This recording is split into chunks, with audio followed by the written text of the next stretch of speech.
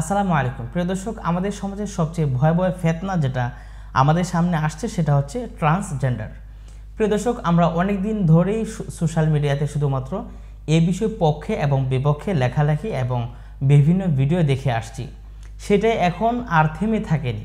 আমরা দেখেছি যে আমাদের সন্তানদের যেই পাঠ্যপুস্তক আছে সেই পাঠ্যপুস্তকের মধ্যে ট্রান্সজেন্ডার নামক যেই একটি ভাইরাস ছিল সেটা এখন সমাজের মধ্যে বাস্তবায়ন করার জন্য এখন একটি জাতীয় টেলিভিশন মাছরাঙ্গা তারা একটি নাটক তাদের ফেসবুক পেজে শেয়ার করেছে, যেখানে দেখা যায় একটা ছেলের ভিতরে যদি মেয়ে ভাব থাকে এবং সে তার জেন্ডার পরিবর্তন করতে পারে এবং সে পরিবর্তন করে নিজেকে মেয়ে জাহির করতে পারে। প্রিয় দর্শক, আমাদের উলামায়ে কেরাম এতদিন পর্যন্ত শুধুমাত্র চুপচাপ ছিল।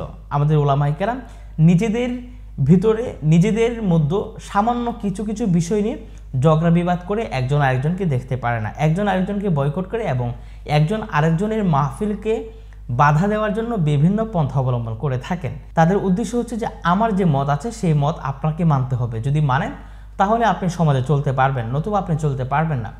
কিন্তু বেসিক হচ্ছে আমাদের কোরআন এবং হাদিসকে সামনে রেখে যদি আমরা চলতে না পারি, অদূর ভবিষ্যতে এই দেশেও ট্রান্সজেন্ডার নামক যেই ফিতনা আছে সেটা বাস্তবায়ন করার জন্য অলরেডি সব কিছুই করা শেষ।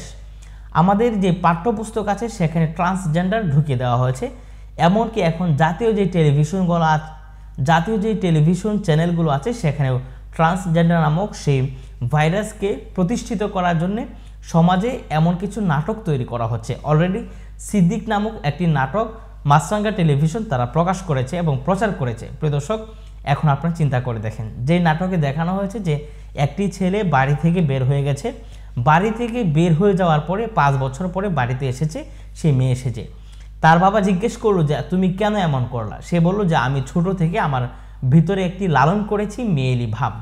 তখন সে সহ্য করতে না পেরে সে অপারেশন করে মেয়ে হয়েছে। তার মানে হচ্ছে ট্রান্সজেন্ডার। আল্লাহ তাআলা হয়তো কাউকে ছেলে বানান অথবা কাউকে মেয়ে বানান অথবা কাউকে হিজড়া বানান। হিজড়া হচ্ছে এক জিনিস আর ট্রান্সজেন্ডার হচ্ছে আরেক জিনিস। ট্রান্সজেন্ডার হচ্ছে যে আপনি একজন পুরুষ, এখন আপনি পুরুষকে আপনার পুরুষত্ব সত্তাকে মেনে না নিয়ে আপনি নিজেকে মেয়ে দাবি করেন, অথবা আপনি একজন মেয়ে, সেই মেয়ে যে জেন্ডার আছে সেটাকে আপনি মেনে না নিয়ে আপনি নিজেকে পুরুষ দাবি করেন। অর্থাৎ আপনি আপনার মন মতো একটা জেন্ডার চেঞ্জ করলেন, অর্থাৎ আপনি পুরুষ থেকে ছেলে হলেন অথবা ছেলে থেকে মেয়ে হলেন। এটা কিভাবে সম্ভব? এটা হচ্ছে অপারেশনের মাধ্যমে এটা এখন করা সম্ভব, কিন্তু এটার মাধ্যমে কোনো ফায়দা হবে না, বা এটার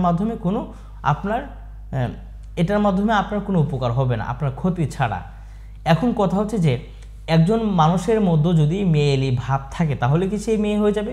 কিন্তু তার জেন্ডার হচ্ছে পুরুষ, কিন্তু সে ভিতরে মেয়েদের মতো সাজতে মেয়েদের মতো চলতে মেয়েদের মতো কোমর দুলিয়ে হাঁটে, মেয়েদের মতো চুড়ি পরতে এগুলোর কারণে কি সে মেয়ে হয়ে যাবে?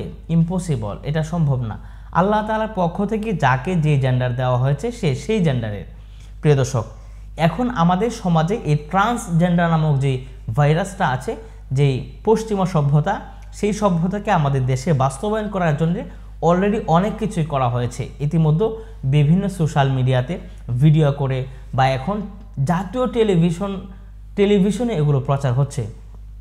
এগুলোর মাধ্যমে আমাদের কি বোঝাচ্ছে? এগুলোর মাধ্যমে আমাদের বোঝাচ্ছে যে তোমাদের কোরআন হাদিসকে বৃদ্ধাঙ্গুলি দেখে, আল্লাহকে বৃদ্ধাঙ্গুলি দেখে আমাদের যেই ইচ্ছা, আমাদের যেই মতবাদ সেটা তোমাদের মাঝে প্রচার করব। প্রিয় দর্শক, আপনি চিন্তা করে দেখেন, এই ভাইরাসটা যদি, এই ট্রান্সজেন্ডার নামক যে মতবাদ আছে এটা যদি আমাদের সমাজে প্রতিষ্ঠিত করা যায় তাহলে কিন্তু আমাদের সমাজ অধঃপতন হয়ে যাবে, সমাজে সমকামিতা বাড়বে। আমরা জানি ইতিমধ্যে আমাদের সমাজে এগুলো করার জন্য বিভিন্ন তার নাম দিয়েছে।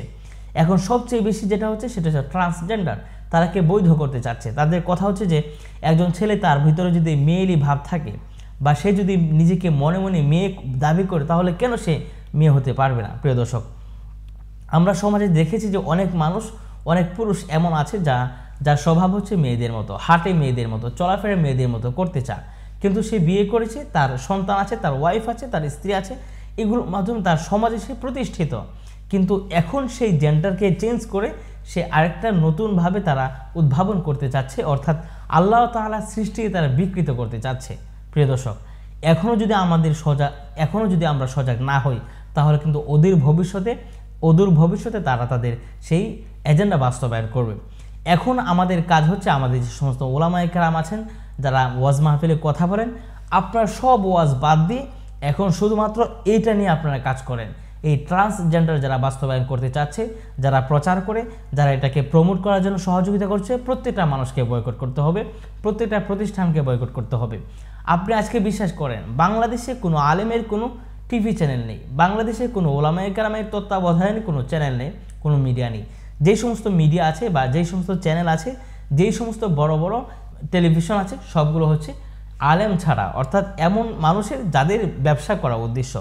অথচ আমরা দেখি উলামায়ে কেরামের লক্ষ কোটি টাকা আছে, কিন্তু তারা এদিকে তারা ব্যয় করতে চায় না। তারা কিন্তু দান করার অনেক ফজিলতের ওয়াজ করে, কিন্তু তারা দান করতে চায় না।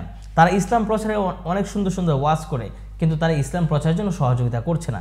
প্রত্যেকটা আলেম এখন শুধুমাত্র নিজেদের পকেট ভারী করা এবং তাদের ভোগবিলাস এবং তাদের নিজেদের সন্তানদের সুখের জন্য কাজ করে যাচ্ছে। কিন্তু এই উম্মতের স্বার্থে কয়জন আলেম কাজ করছেন? যারা কাজ করে যাচ্ছেন মুষ্টিময় কয়েকজন, আর বেশিরভাগই আলেম এখন শুধুমাত্র নিজেদের স্বার্থের জন্য কাজ করে যাচ্ছে। প্রিয় দর্শক, এখন যদি আমরা সজাগ না হই, তাহলে এই সিদ্দিক যে নাটকটা বের করেছে, অদূর ভবিষ্যতে মাছরাঙ্গা টেলিভিশনের মতো বাংলাদেশের যত বড় বড় চ্যানেল আছে, বাংলাদেশের যত বড় বড় টিভি আছে, সমস্ত টেলিভিশনগুলো তারা এভাবে কাজ করে যাবে। প্রিয় দর্শক, এখন থেকে আপনার প্রতিবাদ করতে হবে। প্রতিবাদ যদি না করেন, তাহলে অদূর ভবিষ্যতে আপনার এবং আমাদের সকলের অবস্থা খুব খারাপ হয়ে যাবে। আমাদের সমাজে যদি এই ট্রান্সজেন্ডার নামক যে মতবাদটা আছে, যে এজেন্ডা আছে, এটা যদি বাস্তবায়ন করে, তাহলে আমাদের সমাজে সমকামিতা বেড়ে যাবে। আর আপনি তো অবশ্যই জানেন হযরত লূত আলাইহিস সালাতু ওয়াস সালামের কওমকে কেন ধ্বংস করা হয়েছিল? তাদের মধ্যে সমকামিতা ছিল, এজন্য আল্লাহ তাআলা তাদেরকে একদম ধ্বংস করে দিয়েছে। প্রিয় দর্শক, আসুন আমরা আমাদের জায়গা থেকে, আমাদের অবস্থান থেকে, আমাদের যার যার ক্ষমতা অনুযায়ী এটার প্রতিবাদ করি। প্রিয় দর্শক, ভিডিওটি অবশ্যই আপনারা প্রচুর পরিমাণে শেয়ার করবেন, যেন প্রত্যেকটা মানুষ এখন সজাগ হতে পারে।